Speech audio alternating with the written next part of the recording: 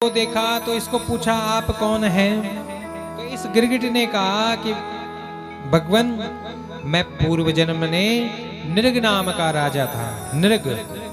अब देखिए जिन्होंने जीवन में दान किया होगा, दान की महिमा देखिए कि इसने कहा कि मैंने पूर्व जन्म में इतनी गायें दान की कि महाराज जो गिनी नहीं जा सकती। असंख्य दान किया गायों का। प्रत्येक दिन में ये हजारों लाखों गायों का दान करता था। बोले आसमान में जितने तारे हैं वो गिने जा सकते हैं, लेकिन इसने कितनी गाय दान की ये गिना नहीं जा सकता। इतना दान किया, लेकिन इसके बावजूद इसकी गति ऐसे क्यों कि ये गिरगिट बन गया। ये गिरगिट इसलिए बना कि इसने जब एक ब्राह्मण को दान दिया, संकल्प किया और एक गाय दान की। अब वो ब्राह्मण देवता इस गाय को लेकर जा रहे थे कि गलती से इनके हाथ से ये गाय छूट गई और छूट कर ये वापस अपने स्थान पर आ गई, जहां ये बंधी थी वहां आ गई।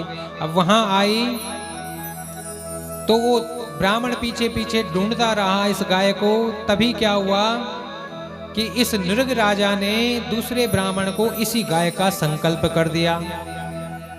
पहचान नहीं पाया कि ये गाय मैं दान कर चुका हूं। इसी गाय का संकल्प किया और जैसे ही संकल्प करके इस गाय को दूसरे ब्राह्मण को दिया, तो ये ब्राह्मण जब जाने लग गया तो जाते जाते इसने क्या किया, इसने देखा जो जिस ब्राह्मण को पहले गाय दान की थी वो बीच में मिल गया। दोनों ब्राह्मणों की जैसे भेंट हुई तो पहले ब्राह्मण ने कहा ये मेरी गाय है। बोले नहीं नहीं, ये तुम्हारी गाय कैसे हो सकती है, ये गाय तो मुझे अभी अभी राजा ने दान दी है। बोले नहीं, राजा ने मुझे ये गाय दान दी है। तो यहाँ पर इन ब्राह्मणों को लगा कि ये राजा गिरगिट की तरह रंग बदलता है। एक ही गाय को कभी किसी को दान करता है, तो ये इसकी जो इसका जो जन्म होगा ये गिरगिट बन जाए। और जब ब्राह्मणों को असली बात समझ में आई कि गलती से ये गिरगिट का हमने इनको श्राप दिया है, बोले कृष्ण कन्हैया लाल की जय हो। आप लोग इधर उधर न देखा करें, तार टूट जाते हैं महाराज। तार अगर टूट गई तो करंट नहीं आता, जब करंट नहीं आएगा तो आगे कैसे बताएंगे, है ना। तार को जोड़ने के लिए समय लगता है। तो इसने क्या किया, ब्राह्मणों को अपना समझ आया कि हमने गलती से इसको, तो फिर क्या कहा कि श्राप तो दे चुके हैं, लेकिन हम आशीर्वाद देते हैं कि तेरा उद्धार द्वापर में भगवान के द्वारा होगा। ऐसे ऐसे दानी हुए हैं महाराज। और आज के समय में आज ऐसा नहीं है कि आज भी दानी है, दान के कारण ही ये धरा चल रही है। लेकिन कई लोग तो ऐसे ऐसे कंजूस भी होते हैं महाराज। एक ने तो बड़ा कंजूस था, उसने क्या किया, उसने कहा कि महाराज दान की कितनी जरूरत है बताओ। तो सबने सोचा कि बड़ा कंजूस, इसने आज तक जीवन में कभी दान नहीं किया, आज कैसे दान कर रहा होगा। बोले जितनी आपकी इच्छा है। बोले नहीं नहीं ऐसा नहीं चलेगा, लो ये चेक पकड़ा, चेक अपना जो है और सीधे पकड़ा दिया, इसमें जितना रकम भरनी हो उतनी रकम भर लो, जितना मर्जी रकम भर लो। सबने सोचा कि ये इतना बड़ा दानी कैसे हुआ, ये तो कल तक 1 रुपए नहीं देता था, आज इतना बड़ा दान। तो इसने कहा कि ये दान जो है ये गुप्त दान है। जब इसके घर में गए तो इसने कहा कि मेरा नाम पब्लिक में मत बोलना किसी के पास, इस गुप्त दान है ये। गुप्त दान बोलकर चेक दे दिया। अब महाराज चेक तो मिल गया समिति को, अब इस चेक को लेकर जाएं, कहाँ गए, बैंक में। अब बैंक में गए तो देखा कि उसमें साइन सिग्नेचर ही नहीं है। अब चेक तो दे दिया महाराज पर सिग्नेचर नहीं है। इनके पास गए दोबारा वापस, कहा बोले महाराज आपने चेक दिया बहुत अच्छी बात है, लेकिन आप इसमें साइन करना भूल गए। तो इसने कहा मैंने गुप्त दान किया है, मेरा नाम नहीं आना चाहिए, मैं कैसे साइन करूं इसमें, ये तो गुप्त दान है। एक व्यक्ति थे, इनके अकाउंट में, इनके बैंक में 20 लाख रुपए थे, 20 लाख। और ये रोज मंदिर में जाते और भगवान के सामने प्रार्थना, एक ही प्रार्थना करते, नहीं विद्या, नहीं बाहुबल, नहीं खर्चन को दाम, मोसो पतिता पंक्ति की तुम पत राखो राम, यही कहते थे रोज। तो एक संत महाराज ने रोज देखा इनको कि एक ही प्रार्थना करते हैं। तो संत ने सोचा कि एक बार समझाया जाए इनको। तो क्या किया, अगले दिन जैसे ही ये मंदिर में आए, इन्होंने कहा कि नहीं विद्या, नहीं बाहुबल, नहीं खर्चन को दाम, जैसे ही ऐसे कहा। और तब तक जो है पीछे से संत महाराज ने कहा 20 लाख है बैंक में, सो नहीं जानत राम। राम जी को ये नहीं पता कि 20 लाख रुपए हैं बैंक में। ये कहता था मुंह से पतित अपंग की तुम पत राखो राम। तो ऐसे भी होते हैं। तो दान की महिमा है महाराज। देखिए नृग राजा इतना दान करने के बाद भी गिरगिट की योनि मिली महाराज। तो हमारी स्थिति क्या होगी, हम कहाँ हैं?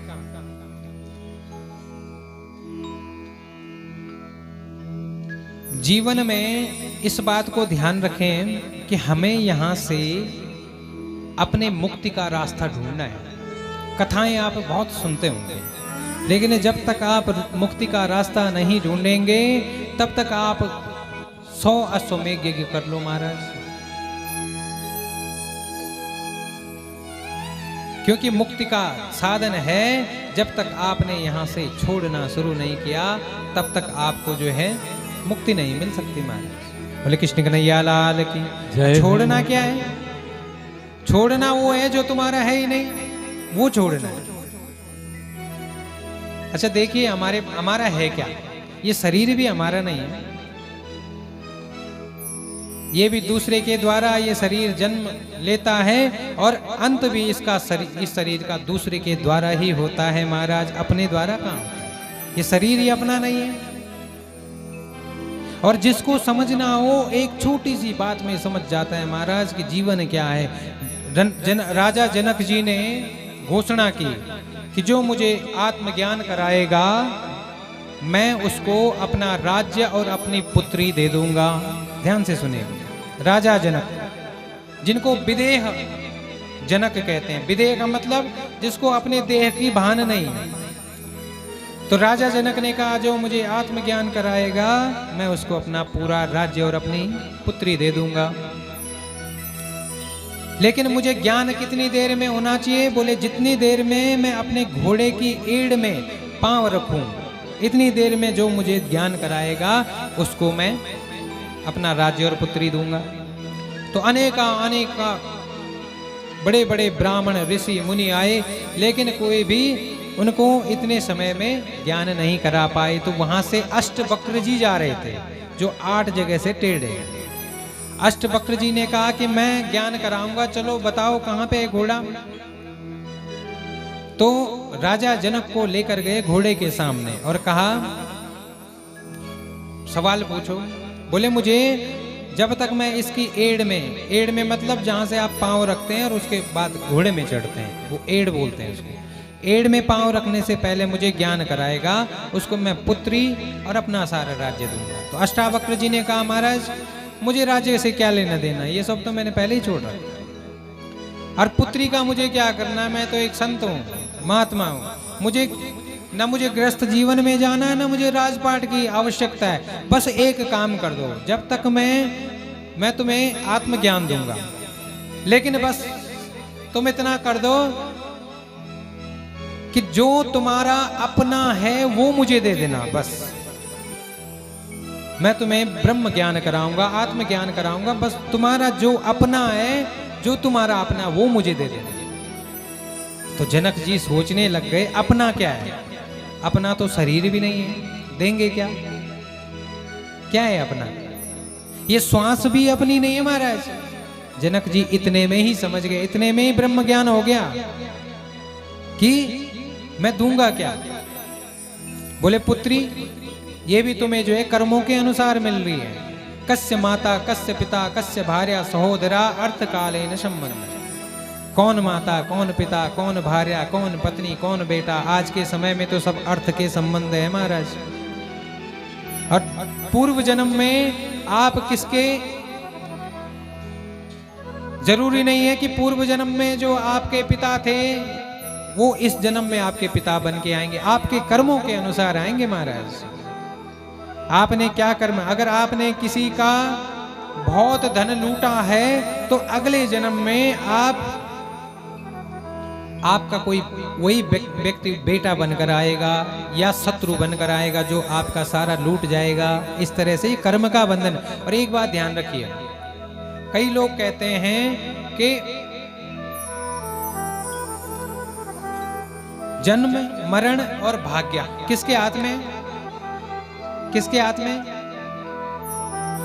पर मैं कहता हूं कि जन्म, मरण और भाग्य हमारे अपने हाथ में, किसी और के हाथ में। कैसे? आपने एक चींटी को मारा, माना आपने एक सर्प की हत्या कर दी, सर्प को मारा, सांप को मारा, तो सांप की उस समय आयु कितनी थी? कितने समय, कितना महीना, कितना साल उस आयु, सर्प की आयु थी? जितनी उसकी आयु थी, जितनी महीना, जितना दिन, जितना घंटा, जितना सेकंड उसकी आयु थी, उतने में आपने उसको समाप्त किया, तो उतनी ही आयु आपने अपने लिए निर्धारित कर ली महाराज। अगला जन्म उतनी ही आयु आपको मिलेगी। तो अब जन्म मरण किसके हाथ में? सर्प हमने मारा, हमें सर्प का जन्म लेना पड़ेगा। कितना जन्म लेना पड़ेगा, कितना समय में हमारी मृत्यु होगी? जितने में हमने उसका वध किया, उसको मारा। तो जन्म, मरण, भाग्य सब हमारे हाथ में, किसी और के हाथ में नहीं है। इसलिए हम यही कहते हैं कि अपने कर्मों को सुधार लो। और कर्म प्रधान विश्व रचि राखा, जो जस करई सो तस फल जाका। कर्म प्रधान है, जैसा करोगे भुगतना पड़ेगा महाराज। अगर दुकानदार से उधार लिया है तो वहां चुकता करना पड़ेगा, और बिना चुकता किए अगर चले गए तो दोबारा उसके यहाँ या तो नौकर बन के आओगे या तो कुछ न कुछ बन के आओगे। जब तक उसका उधार पूरा नहीं होगा तब तक जन्म लेते रहोगे। इसलिए यही अपना हिसाब किताब चुकता करके चले जाओ, मैं ये कहता हूँ। ज्यादा जोड़कर देखिए, सिकंदर जिसने सारे राजाओं को जीत लिया, सिकंदर, उसने एक बात कही थी कि जब मैं मरूंगा तो मेरी अर्थी से मेरे हाथों को बाहर कर देना महाराज। बोले क्यों? बोले मैं संदेश देना चाहता हूं सारे दुनिया को कि मैं सिकंदर सारे राजाओं को जीत कर पूरा धनवान होकर भी खाली हाथ जा रहा हूं। तुम क्या लेकर जा रहे हो? हम यहां से एक सुई नहीं ले जा सकते। कोई लेकर गया आज तक? आए भी थे बिना वस्त्र के, जाएंगे भी बिना वस्त्र के। इसलिए इस जीवन को समझो। ये कथा ये कहना चाहती है, जोड़ो, इतना जोड़ो कि भगवान इतना दीजिए जामे कुटुंब समाए, मैं भी भूखा ना रहूं साधु भी भूखा ना जाए। इतना मिल जाए कि कोई घर में अतिथि आ गया, दीन दुखी आ गया, उसको हम भोजन करा सके, उसको वस्त्र दे सके, इतना मिल जाए बस। और जीवन चलाने के लिए, क्योंकि हम हैं सब किराएदार। ये पृथ्वी भी किसी और की, ब्रह्मांड किसी और का, ये शरीर भी किसी और का, ये हमारा कहाँ है? ये आत्मा। तो आप बताइए, हम किराएदार हैं तो किराएदार को घर खाली करना पड़ता है कि नहीं करना पड़ता?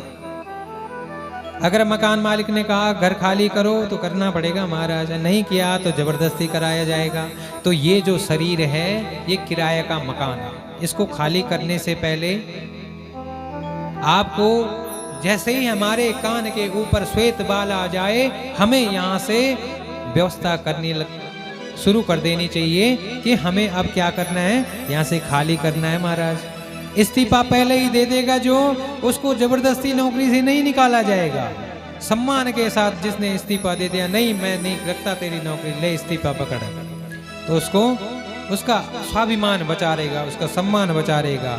लेकिन नौकरी में जिसने गड़बड़ की तो उसके बाद उसको जबरदस्ती इस्तीफा देकर और धक्के मार के बाहर निकाला जाएगा। इसी तरह है ये जीवन भी है महाराज। यहाँ से हमारा वहाँ जाने से पहले ही अगर हमने इस्तीफा दे दिया कि अब तू ले जा, परीक्षित महाराज को 7 दिन में यही तो सिखा रहे हैं कि भाई 7 दिन में तुम्हारी मृत्यु होनी है, तुम बस अपनी मृत्यु को जीत लो, अर्थात शरीर का भान ही मत रखो, क्योंकि तुम तो अमर हो, तुम्हारी आत्मा अमर है, मरेगा क्या, सिर्फ ये शरीर, बस इस शरीर का भान छोड़ दो। तो हमें कहने का अर्थ है, जब तक हमारा ग्रस्त जीवन में है उसको सुव्यवस्थित तरीके से चलाएं, लेकिन ऐसा ना हो कि सब कुछ जो है हम यहीं के लिए मान लें।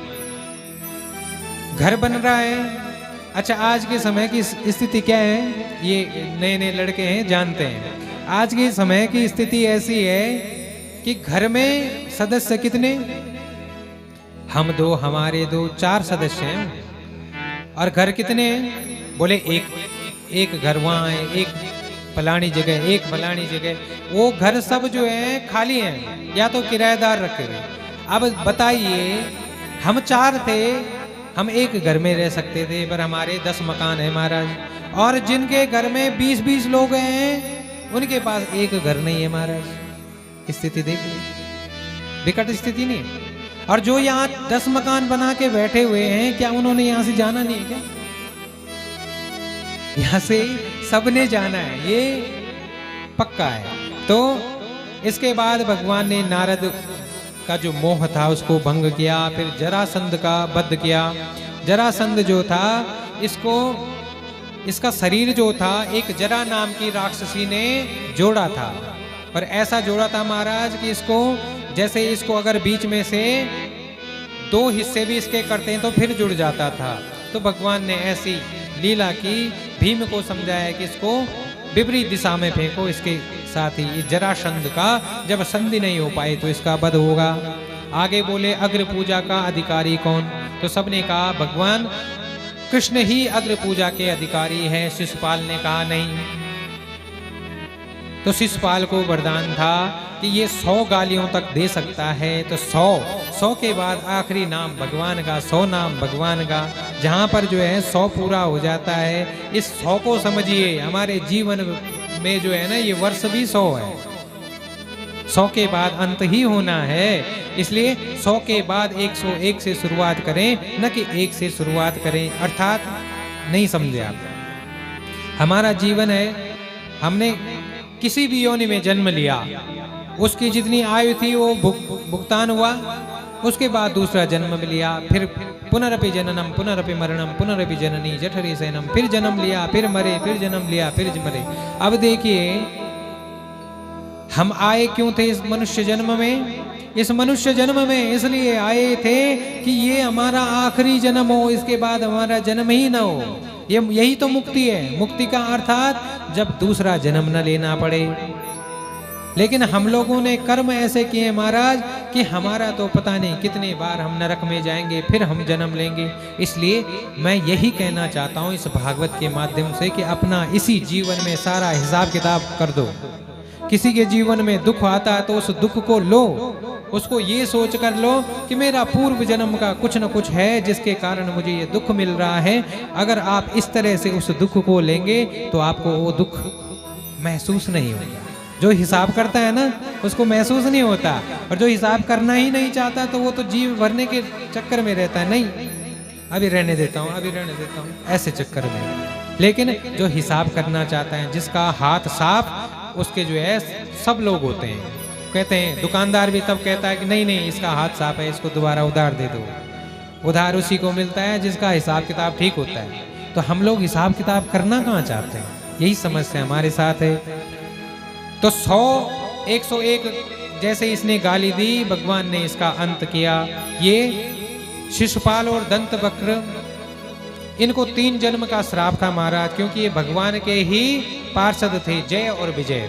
इनको अभिमान हो गया था, ब्रह्मपुत्रों के द्वारा श्राप मिला, तो इन्होंने कहा कि भगवान हम जब भी हमारा वध हो आपके हाथ से हो। इसलिए पहला जन्म इनका हिरण्याक्ष और हिरण्यकश्यप के रूप में हुआ, दूसरा जन्म इनका रावण और कुंभकर्ण के रूप में हुआ, और तीसरा जन्म इनका शिशुपाल और दंतवक्र के रूप में हुआ। इस तरह से यहाँ से मुक्त होकर पुनः भगवान के द्वारपाल बने। बोले कृष्ण कन्हैया लाल की जय हो। श्री कृष्ण गोविंद हरे मुरारी, हे नाथ नारायण वासुदेवा। श्री कृष्ण गोविंद हरे मुरारे, हे नाथ नारायण वासुदेव। आज भगवान जो है, क्योंकि परीक्षित महाराज ने पूछा कि भगवान ने क्या किसी दीन दुखी पर भी कृपा की है क्या, तो सुखदेव महाराज कहते हैं कि भगवान तो ऐसे दीन दुखियों का स्वयं ही इंतजार करते हैं कि कब दीन दुखी आए, कब मैं दीन दुखियों के पास जाऊं। पर दीन दुखी कौन? जो भगवान को नित्य दुख में भी दीन होकर भी जपता रहता है, वो भगवान को सबसे प्रिय हैं। ऐसे सबसे प्रिय कौन थे? सुदामा जी। भगवान कह रहे हैं, बाट निहारे घन श्याम के नैना नीर बहे, बाट निहारे घन श्याम के नैना नीर बहे, कब आओगे मेरे धाम के नैना नीर बहे, कब आओगे मेरे धाम के नैना नीर बहे। इधर सुदामा जी कह रहे मनी मन, जोग ध्यान में मन नहीं लागे, योग ध्यान में मन नहीं लागे, मन की पीड़ा पल पल जागे, मन की पीड़ा पल पल जागे, रैन जगे अबीराम के नैना नीर बहे, बाट निहारे घन श्याम के नैना नीर बहे। सुदामा जी महाराज नित्य भगवान का जप करते रहते हैं और कहते हैं, पतित पावन मोहे शरण में लीजे, पतित पावन मोहे शरण में लीजे, नाथ सखा हरि दर्शन दीजे, नाथ सखा हरि दर्शन दीजे, लगने लगी तेरे नाम के नैना नीर बहे, लगने लगी तेरे नाम के नैना नीर, के नैना नीर, के नैना नीर बहे। बोले कृष्ण कन्हैया लाल की जय। अब समझिए कि सुदामा जी हैं कौन है। आप सभी जानते हैं सुदामा जी कौन है? क्या सुदामा जी वही है जिनकी आप झांकी निकालते हो? क्या वही है? ये सुदामा जी वो नहीं है जिनकी आप लोग झांकी निकालते हो। ये सुदामा जी कौन है? ध्यान से सुनिएगा। कृष्णासी कृष्णस्यासीत् सखा कश्चित् ब्राह्मणो ब्रह्मवित्तमा विरक्त इंद्रियर्थेषु प्रशांतात्मा जितेंद्रिया। ध्यान से सुनेंगे। ये सुदामा जी वो हैं महाराज कि जो ब्राह्मणों में भी उत्तम ब्राह्मण है। उत्तम ब्राह्मण क्यों है? क्योंकि ये सबसे पहली बात कि इनके पास जीवन में, इनके घर में जो एक बर्तन है, उस बर्तन में एक चावल का दाना बचा हुआ है महाराज। अब एक चावल का दाना बचा हुआ है, बच्चे भूखे हैं कई दिनों से। ऐसी स्थिति है सुदामा जी की। और इसके बावजूद उस एक चावल के दाने के जो 4 टुकड़े करते हैं महाराज, 4 हिस्से करते हैं, वो हैं सुदामा जी। पहला हिस्सा भगवान के लिए, दूसरा हिस्सा गैया मैया के लिए, तीसरा हिस्सा अगर कोई अतिथि आ जाए तो उसके लिए, और चौथा हिस्सा अपने लिए, एक चावल का दाना, जिसकी पूर्ण संपत्ति जीवन की 1 चावल का दाना है। और इसके बावजूद भी जो भगवान के नाम पर अड़ गए महाराज, हरे कृष्ण कृष्ण कृष्ण हरे हरे, हरे राम राम राम हरे हरे। अरे जिसका जीवन का, पूर्ण जीवन का धन ही हरे नाम एव केवलम, कलौ नास्तेव नास्तेव नास्तेव गतिरन्यथा। जिसके जीवन का एक ही भजन है, एक ही धन है, ऐसी स्थिति हमारी होती तो हम लोग विचलित हो जाते हैं। लेकिन आज सुदामा जी के नाम पर झोलियां जो भरी जा रही है महाराज, हाँ जी, 2-4 द्वारपाल लगाए और कहा, अरे द्वारपालो कन्हैया से कह दो भिखारी आ गया है। ये तो आज की स्थिति है महाराज। सुदामा जी कौन है? सुदामा ब्राह्मणों ब्रह्म वित्तमा, ब्राह्मणों में भी उत्तम ब्राह्मण है महाराज। प्रसन्नात्मा, जो इतना होने के बावजूद, जिनके घर में 1 चावल का दाना है, इसके बाद भी जो प्रसन्न रहते हैं हमेशा। भगवान से कोई जिसका बैर नहीं है, भगवान से जो कभी नहीं कहते कि तूने मुझे भी गरीब क्यों बनाया, वो है। और हमारी छोटी सी अगर हमारे जीवन में परेशानी आ जाए, हे भगवान तूने मुझे दुख दे दिया, हे भगवान तूने मेरा ये कर दिया, कहते नहीं कहते। लेकिन सुदामा जी के जीवन में इतना बड़ा दुख होने के बावजूद भी जिनका परम धन भगवान ही है।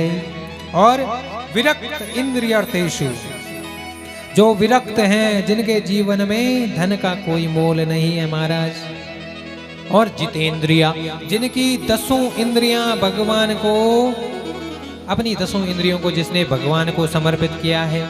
आंखें सिर्फ भगवान के दर्शन करना चाहती है, कान सिर्फ भगवान की कथा सुनना चाहते हैं, जिह्वा सिर्फ भगवान का भजन करना चाहते हैं, स्पर्श सिर्फ भगवान का हो, कामना, काम, क्रोध, लोभ, मोह, इन सब को जिसने भगवान के पीछे लगा रखा है, वो है सुदामा। आप लोगों में से या हम में से कोई एक बता दो जिसने एक इंद्रिय को अपने बस में रखा होगा। अभी अगर जोकर आ जाए, मदारी आ जाए तो सारे गांव के इकट्ठे हो जाएंगे महाराज। लेकिन यहाँ कथा हो रही है, नहीं, कथा क्या, ये तो बूढ़ों का काम है कथा सुनने का। हमारा इन आंख क्यों वहां लेकर कौन जा रहा है? ये आंखें देखना चाहती है कैसा मदारी है, सुनना चाहती है क्या गा, ये क्या गा रहा है ना। कामना, क्रोध, लोभ, मोह, मद, मत्सर, ये सब हमने उस मदारी के पीछे लगा दिए महाराज। कामना के कारण, इच्छा के कारण तो गए तुम, तो हमारी एक इंद्रिय पे बस नहीं है। और सुदामा जी ने 10 इंद्रियों को बस में कर रखा है। कौन बड़ा, कौन है गरीब? सुदामा जी गरीब है या हम गरीब हैं? तो क्यों सुदामा जी की झांकी निकाल कर एक उधर से धक्का मारेगा, एक इधर से धक्का मारेगा, अरे गरीब ब्राह्मण आ गया, और लो चावल लेकर, अरे इसकी झोली में डाल दो, गरीब ब्राह्मण है। अरे सुदामा जी की झांकी को निकालना है तो पहले अपने हृदय में निकालो, सुदामा जी हैं कौन? अरे 4 घरों में भिक्षा लेने के लिए जाते हैं, 4 घरों से भिक्षा मिले तो ठीक, नियम है 5वें घर में नहीं जाते, वहीं से लौट आते हैं। वो हैं सुदामा जी, जिनके जीवन में संकल्प है, नियम है, व्रत है। हमारे जीवन में कौन सा व्रत है ऐसा? हमें 4 घरों से मिल जाएगा, उसके बाद भी हम 5वें घर में जाएंगे, अरे क्या पता थोड़ा सा और मिल जाए, 6वें में भी जाएंगे, 7वें में, पूरे गांव में चले जाएंगे महाराज। लेकिन सुदामा जी 4 घरों में नित्य नियम है, और अगले दिन उन घरों में नहीं जाएंगे, अगले दिन उन घरों 5वें घर से शुरुआत करेंगे, ये नियम है। तो ऐसे हैं सुदामा जी। तो अब क्या हुआ कि एक दिन सुशीला मैया ने कहा कि मैंने सुना है कि तुम्हारे मित्र हैं द्वारिकाधीश, क्यों ना एक बार उनके पास होकर आ जाओ। लेकिन सुदामा जी कहते हैं विपत्ति पड़े सो मित्र के न जाइए। विपत्ति अगर पड़े तो सबके पास